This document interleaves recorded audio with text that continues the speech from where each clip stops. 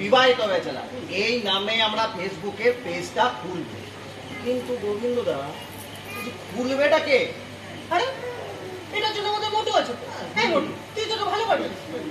তো আমি তোমার অভিজ্ঞতা দিয়ে সুন্দর করে আমাদের অর্গানাইজেশনের নিয়ম কানুন এই সবাইকে জানিয়ে দাও, যাতে বিবাহিত আর অবিবাহিত যারা আমাদের সংগঠনের সদস্য হতে চায় তারা কিভাবে আর কোন নিয়মে আমাদের সংগঠনের সদস্য হতে পারে। ঠিক আছে তো? করে নিস মোটু, করে নিস। সুন্দর করে ফ্যান পেজ এমন ভাবে করবি যাতে একটা ক্লিক মানে অনেক লাইক করে। এই তুমি ওটা কি করছো? ওটা কি করছো? সেলফি তুলছি, ফেসবুকে দেব। ওইভাবে জামার বোতাম খুলে অসভ্যতা করছো কেন? ফেস দেয় আবার একটু বুকও দেয়। আমি আজকে সকালবেলায় ফেসবুকে আমি ওটা ছবিটা দেখলাম তো, ওইভাবে ছবি দিবি। আরে যত উল্টো পাল্টা ছবি দিবেন তত বেশি লাইক পাওয়া যায়, বুঝেছেন? বুঝেছি। ওই উল্টো পাল্টা ছবি পোস্ট করে এই জন্য কারণ সস্তা মেয়েদের যাতে লাইক পাওয়া যায়। কি বললেন?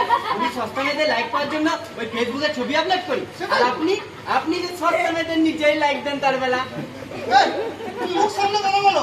আমার ফেসবুকের ফ্রেন্ড লিস্টে কোনো সস্তা মেয়ে নেই। বলবো নাকি কোন সস্তা মেয়ের ছবিটা আপনি লাইক আস্তে দিয়েছেন? আস্তে আস্তে আস্তে আমার একটা কথা বলার আছে।